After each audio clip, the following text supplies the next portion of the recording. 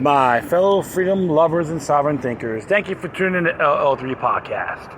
My name is Craig, transmitting from the beautiful swampy Mango, South Florida, and today's date is Monday, January 11th, 2021. Yeah, I'm just taking a stroll along the New River. And right now I'm looking at this in Fort Lauderdale. It's a nice little sculpture that was built by Nilda Comis, Florida, a Seminole girl. Nice little sculpture, has a crane on her left, and the right has an alligator. And pretty cool. And it reads over here about the Seminole girl. At the turn of the 20th century, the Seminoles of Florida, known as the Unconquered People, would travel from the deep in the Everglades to trade at Stranahan's store, and make camp along the shores of the New River. The traditional Seminole patchwork clothing designs are reflected here in the patterns of the tile work and show the creative nature of this indigenous culture. On August 21st, 1957, the Seminole Tribe of Florida ratified their Constitution and Charter before receiving federal recognition by the U.S. government that same year. At Stranahan Landing, you are staying at the location at the south bank of the New River, where in 1893, Frank Stranahan, one of Fort Lauderdale's founding citizens, set up a ferry service allowing travelers to cross this river. Northbound stagecoach travelers arriving at the site rang a bell to summon the ferry, which would took them to Frank's camp across the way. There he opened a post office and trading post, and in 1901 built what will become known as Stranahan House, where the bell is located today. Now surrounded by, right next to some luxurious pigeonhole. In the name of progress, right? But the house is still there. So if you're in Fort Lauderdale, you should check these areas out. Nice little historical landmarks. You appreciate the city and town wherever you go. Every community has its pros and cons. So let's take a little stroll here. I decide what I'm going to be talking about. Like what you're seeing, folks, the world's in crisis. Doesn't matter where you're at. Of course, they got the trolls out there. Oh, we're going to put all Republicans in gulags and all this. You know what? That's the biggest mistake you'll make. That is called unmerited rhetoric. You have no value of what you said. It is a turnoff, for sure. Proves they hate liberty, period. They love tyranny, but they like to have someone else do their dirty work. Palmolive on parade. So I'm just really not disturbed, but when I see people talk half-ass backwards politically, you failed civics and U.S. history. And that's the damn truth, whether you like it or not. If you're offended, stop listening to me right now. Because I'm not under Orwellian snowflakes or saps. I haven't used those hashtags in a while. I spearheaded it. So, speaking of liberty, I have a little history lesson here. And this link, they posted it today. And it was posted 25 years ago on Monday, 1996. FEE.org, which stands for Foundation for Economic Education. I have a little story about Thomas Paine here. Passionate pamphleteer for liberty. A single-minded private individual rouses millions to throw off their oppressors. This is what Jim Powell wrote. As nobody before, Thomas Paine stirred ordinary people to defend their liberty. He wrote the 3 top-selling literary works of the 18th century, which inspired the American Revolution, issued a historic battle cry for individual rights and challenged the corrupt power of government churches. His radical vision and dramatic, plain-spoken style connected with artisans, servants, soldiers, merchants, farmers, and laborers alike. Paine's work breathes fire to this day. His devastating attacks on tyranny compare with the epic thrust of Pamphleteer and Jonathan Swift, but unlike these authors, there wasn't a drop of cynicism in Paine. He was always earnest in the pursuit of liberty. He was confident that free people would fulfill their destiny. He provoked explosive controversy. The English monarch hounded him into exile and decreed the death penalty if he ever returned. Talk about the information war of the 18th century, right? Great info war. Egalitarian leaders of the French Revolution ordered him into Paris prison. He narrowly escaped death by guillotine. Because of his critical writings on religion, he was shunned and ridiculed during his last years in America. But fellow founders recognized Paine's rare talent. Benjamin Franklin helped him start it in Philadelphia and considered him an adopted political son. Paine served as an aide to George Washington. He was a compatriot of Samuel Adams. James Madison was a booster. James Monroe helped spring him from prison in France. His most steadfast friend was Thomas Jefferson. Paine was a pricky peer, vain, tactless unity. But he continued to charm people, pioneering individualist feminist. Mary Wollstonecraft wrote, "He kept everyone in astonishment and admiration for his memory, his keen observation of men and manners, his numberless anecdotes of the American Indians, of the American War, of Franklin, Washington, and even of His Majesty, of whom he told several curious facts of humor and benevolence." Despite his blazing intelligence, Paine had some half-baked ideas to remedy injustices of the English monarchy. He proposed representative government which would enact progressive taxation, universal education, temporary poor relief, and old age pensions. He naively assumed such policies would do that. They were supposed to. And it didn't occur to him that political power corrupts representative government, like every other government. Yet, in the same work containing these proposals, Rights of Man Part 2, Paine affirmed his libertarian principles again and again. For example, great part of that order which reigns among mankind is not the effective government. It has its origin in the principles of society and the natural constitution of man. It existed prior to government. It would exist if the formality of government was abolished. The Muse of Fire. Paine stood 5 feet 10 inches tall with an athletic build. He dressed simply. He had a long nose and intense blue eyes. His friend Thomas Cleo Rickman noted that his eyes, of which the painter could not convey the exquisite meaning, was full, brilliant, and singularly piercing. He had in it the Muse of Fire.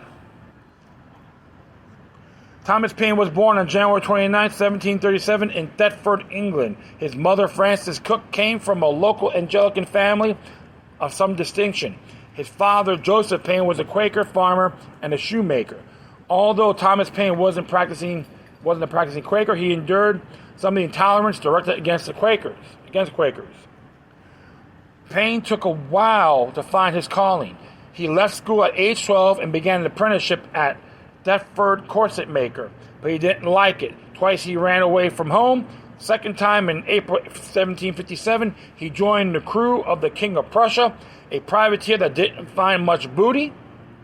He tried his hand as corset maker again, and then as an English teacher and independent Methodist preacher. Public speaking experience surely gave him insights about what it takes to stir large numbers of people. Paine's most puzzling decision was to become an excise tax collector. He got fired, landed another excise tax collecting job, and got fired again. Writing a pamphlet to promote pay raises, Paine witnessed the resourcefulness of smugglers, resentment against tax collectors, and the pervasive of government corruption. Except of a couple of brief interludes, Paine was a loner, believing that marriage should be based on love, not social status or fortune. He wed Mary Lambert, a household servant, in September 1759, but within the year she died during childbirth. In March 1771, he married again Elizabeth Olive, a 20-year-old teacher. While trying to earn a living as a grocer and tobacconist, he went bankrupt in early 1774. Most of his possessions were auctioned April 14th. 2 months later, Paine and his wife went their separate ways. Meanwhile, he thrived on discussions about philosophy and practical politics. In Lois, Paine belonged to the Headstrong Club, a discussion group. It gathered weekly at a White Horse Tavern, where Paine relished ale and oysters. One of the members was an ardent Republican and the defender of libertarian rebel John Wilkes. Paine radical libertarian views gelled. Intellectually curious, Paine liked to browse in bookstores, attend lectures on scientific subjects, and meet thoughtful people. He befriended a London astronomer who introduced him to Benjamin Franklin, then working to expand business with England. Franklin seemed to have convinced Paine that he could make a better life in America, and Franklin provided a letter of introduction to his son-in-law in Philadelphia. Arrival in America. Paine arrived on November 30th, 1774. He rented a room at Market and Front Streets, the southeast corner from which he could see the Philadelphia slave market. He spent spare time in a bookstore operated by Robert Aiken. Paine must have impressed the bookseller as a lively and literate man, because he was offered a job of editing Aiken's new publication, the Philadelphia Magazine. For Paine, this experience was proving ground. He produced at least 17 articles, perhaps as many as 26, all signed with the pseudonym as Vox Populi, Justice and Humanity. He edged closer to the controversy of America's future relationship with England. He vehemently attacked slavery and called for prompt emancipation. Then came the Battle of Lexington at dawn on April 19, 1775. British Major John Packerin ordered his troops to fire on American militiamen gathered in front of a meeting house. Killed 8 and wounding 10, the outraged Paine resolved to defend American liberty. Common sense. In early September, he began making notes for a pamphlet. He probably started writing around the 1st of November. He worked at a wobbly table, scratching out the words with a goose quill pen on rough buff paper. Manuscripts proceeded slowly because writing was always difficult for Paine. He discussed the evolving draft with Dr. Benjamin Rush, who he had met in Aiken's bookstore. Or Aiken's, yeah. Aiken's bookstore, excuse me. I sometimes mispronounce it now and then, folks. Bear with me, okay? The draft was completed in early December. Paine got comments from astronomer David Rittenhouse, brewer Samuel Adams, and Benjamin Franklin. Paine thought of calling his pamphlet Plain Truth, but Dr. Rush recommended the most earthy Common Sense. Dr. Rush arranged the pamphlet to be published by Robert Bell, a Scotsman who had become a noted Philadelphia publisher, colorful auctioneer, an underground supporter of American independence. Priced at 2 shillings, the 47-page Common Sense, written anonymously by an Englishman, was published on January 10th, 1776. Paine signed over royalties to the Continental Congress. With simple, bold, and inspiring prose, Paine launched a furious attack on tyranny. He denounced kings as inviolably corrupted by political power. He broke with previous political thinkers when he distinguished between government compulsion and civil society, where individuals pursue private, productive lives. Paine envisioned a continental union based on individual rights. He answered objections from those who feared a break with England. He called for a declaration to stir people into action. Common Sense crackled with unforgettable lines. For example, society is produced by our wants and government by our wickedness. The sun never shined on the cause of a greater worth. Now is the seed of time of the Continental Union. We have every opportunity and every encouragement before us to form the noblest, purest constitution on the face of the earth. Oh, yea, that love mankind. Yea, that dare oppose not only the tyranny, but the tyrant stand forth. We have in our power to begin the world over again. The birth of a new world is at hand. The first edition sold out quickly. Soon rival editions began appearing. Printers in Boston, Salem, Newburyport, Newport, Providence, Hartford, Norwich, Lancaster, Albany, and New York issued editions. Within 3 months, Paine estimated that over 120,000 copies had been printed. Dr. Rush recalled that its effects were sudden and extensive upon the American mind. It was read by public men, repeated in clubs, spouted in schools, and in one instance delivered from the pulpit instead of a sermon by a clergyman in Connecticut. George Washington declared that common sense offered a sound doctrine and unanswerable reasoning. Paine's incendiary ideas leaped across borders. An edition appeared in French-speaking Quebec. John Adams reported that common sense was received in France and all of Europe with rapture. There were editions in London, Newcastle, and Edinburgh. Common sense was translated in German and Danish and got copies into Russia. Altogether, some 500,000 copies were sold. Common Sense changed the political climate in America. Before its publication, most colonists still hoped things could be worked out with England. Then suddenly this pamphlet triggered debates where increasing numbers people spoke openly for independence.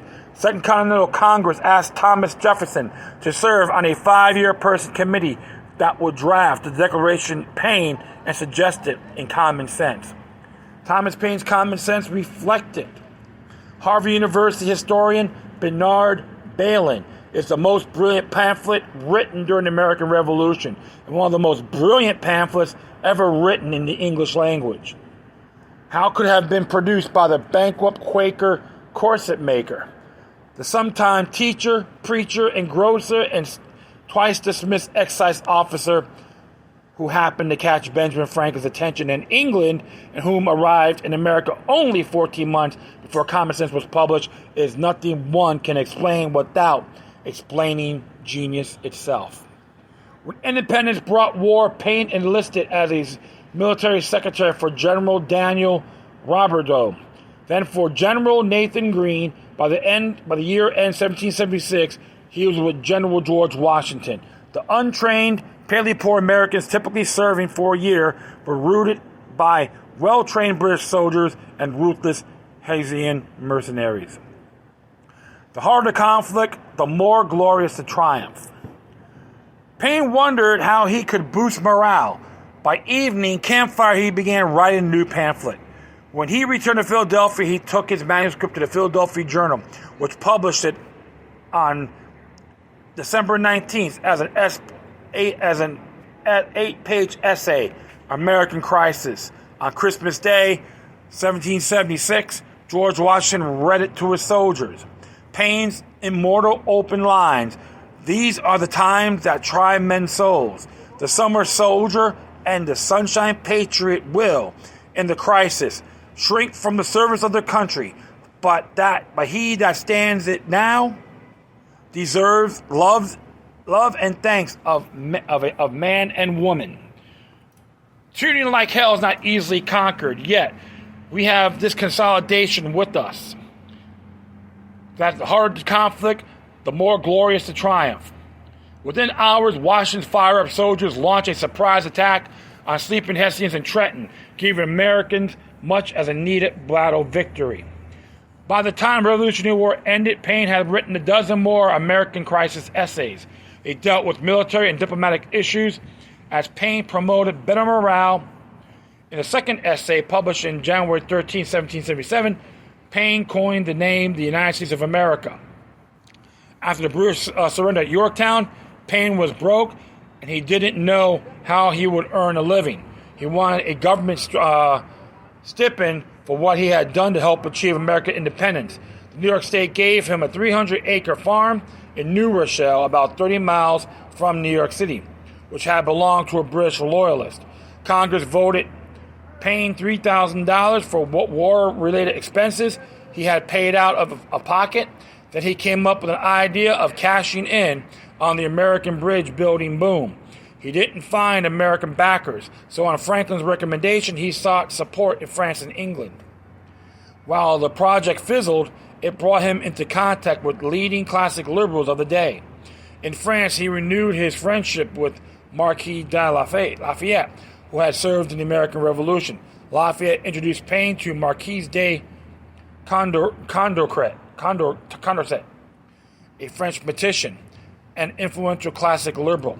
In England, Paine met parliamentary radical Charles James Fox and Edmund Burke, a parliamentary defender of the American Revolution and a friend of radical John Wilkes. The outbreak of the French Revolution in July 1789 horrified Burke, who began writing his counter-revolutionary manifesto, Reflections on the Revolution in France. It defended monarchy and aristocratic privilege. Burke's book appeared on November 1st, 1790, and it reportedly sold almost 200,000 copies. Within a year, French, German, and Italian editions soon followed. Rights of Man. Paine, who had been working on a new book about general principles of liberty, learned as a gift of Burke's manifesto and decided to revise this book as a rebuttal. He moved into a room at the Angel Inn, Islington, where he could concentrate on the project. He started work on November 4th. He worked steadily, often by candlelight, for some 3 months. He finished the first part of Rights of Man on January 29th, 1791, his birthday. He was 54. He dedicated the work affectionately to George Washington and was published on George Washington's birthday, February 22nd. While Burke had impressed many people with flowery prose, Paine replied with plain talk.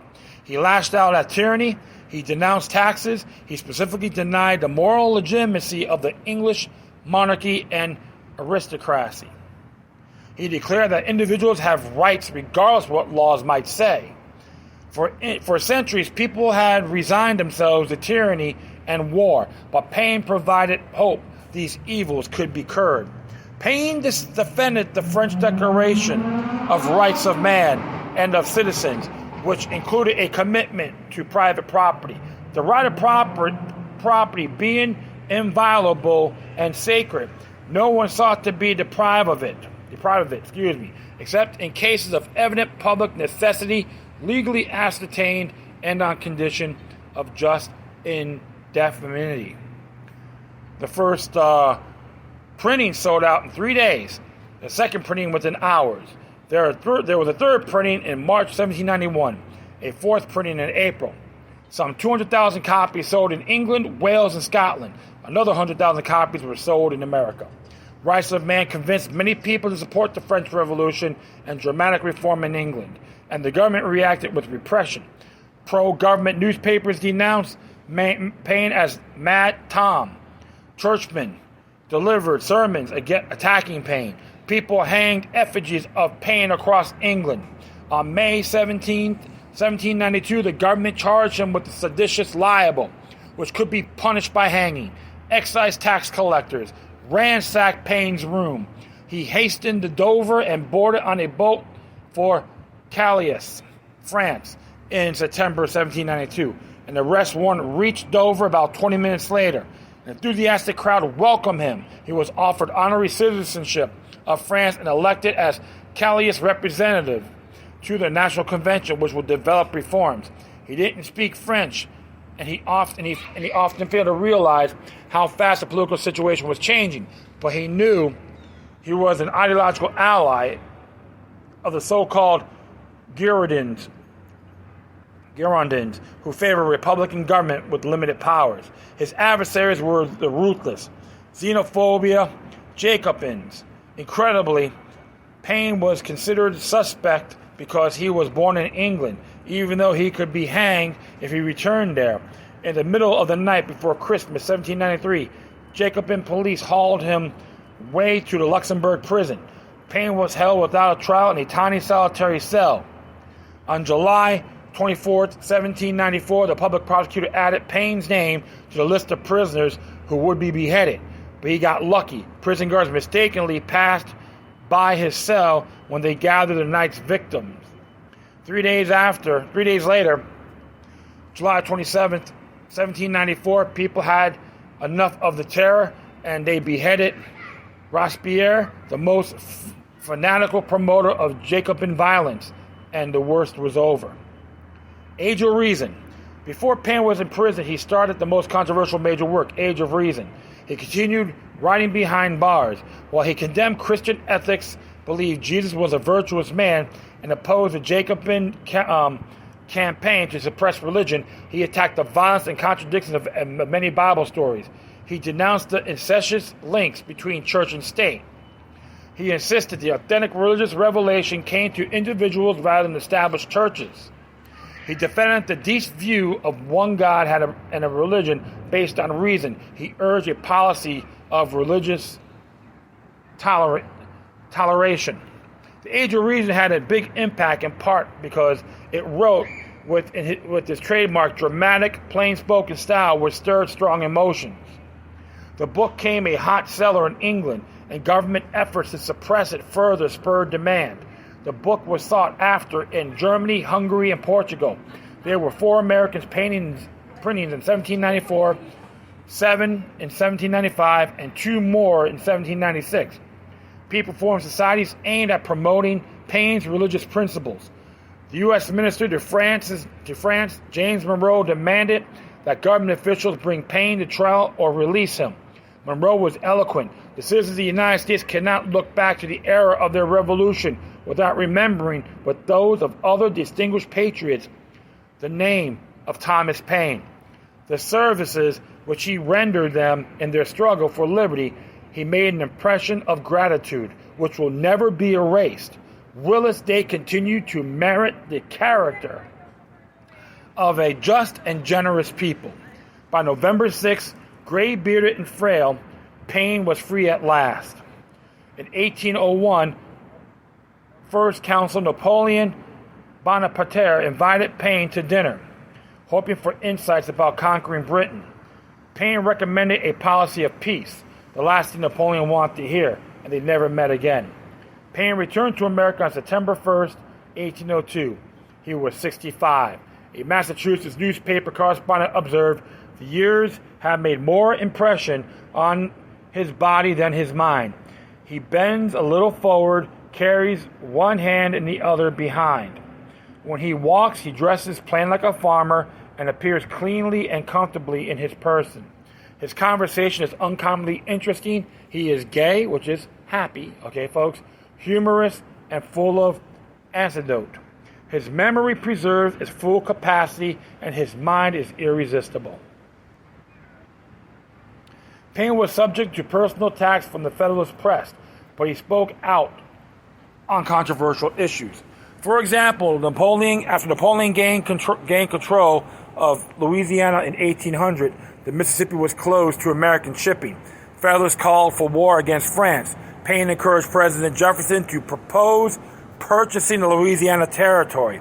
While Federalist Alexander Hamilton thought Napoleon would never go for the idea, Paine drew from his first-hand knowledge. The French treasury is not only empty, but the government has consumed by anticipation for a great part of next year's revenue. A moneyed proposal will, I believe, be attended to. In May 1803, Napoleon sold the Louisiana Territory to the United States for $15 million.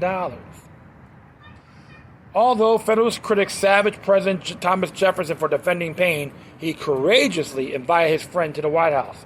When Jefferson's daughter Mary and Martha made clear that they would rather not associate with Paine, Jefferson replied that Paine is too well entitled to the hospitality of every American not to cheerfully receive mine.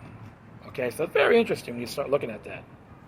All right, but during Paine's last years, he was desperate for cash as his health deteriorated. He lived in pitiful squalor. He asked to be moved into a home of his friend Margarita de Bonneville at 59 Grove Street, New York City. And then he died on June 8th, 1809. Mary de Bonneville arranged for burial at his New Rochelle farm because no cemetery would take him. Paine didn't rest in peace.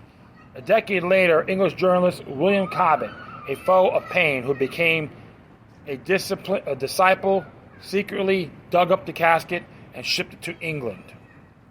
According to some accounts, he thought by making it part of a shrine, he could inspire large numbers of people to push to reform the government and the Church of England, but people weren't much interested in Paine's bones. When Cobbett died in 1835, they were dispersed with his personal effects and lost. Paine remained a forgotten founder for decades. Theodore Roosevelt summed up the prevailing view when he referred to Paine as a filthy little atheist. The first really comprehensive biography didn't appear until 1892. There still isn't an authoritative edition of Paine's complete work. The American Bicentennial helped revive interest in Paine. Paperback collection of his major writings became widely available for the first time. At least 8 biographies have appeared since then, 2 within the past year. Perhaps the new generation is rediscovering this marvel of a man. He didn't have much money. He never had political power. Yet he showed how a single-minded private individual could, by making a moral case for natural rights, arouse millions to throw off their oppressors, and how it could happen again.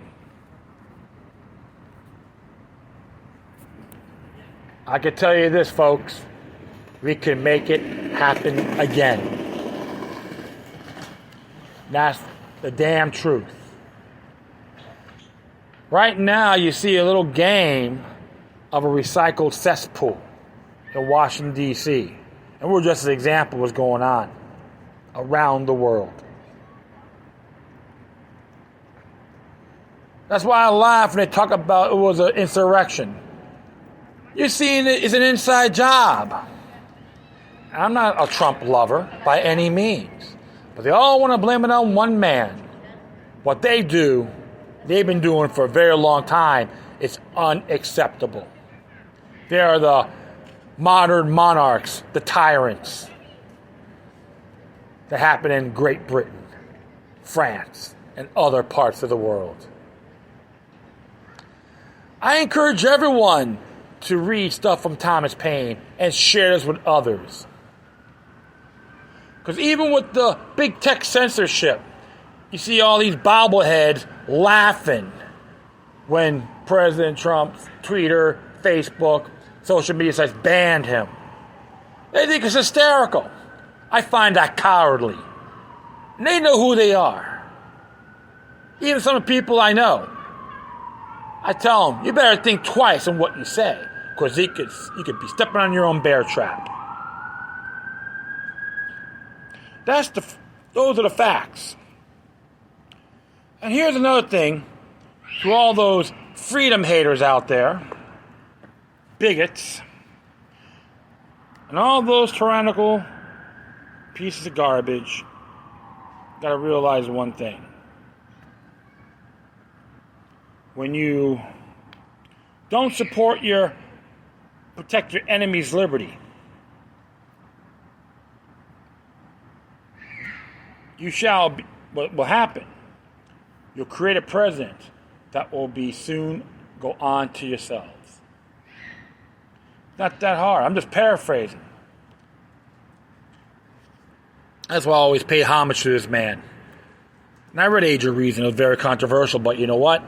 I understand about state church. Statism is very dangerous. Even Christ was infuriated when they used the temple, his father's temple, as a money changer. That was sacrilege in his eyes, and I never blamed him for that.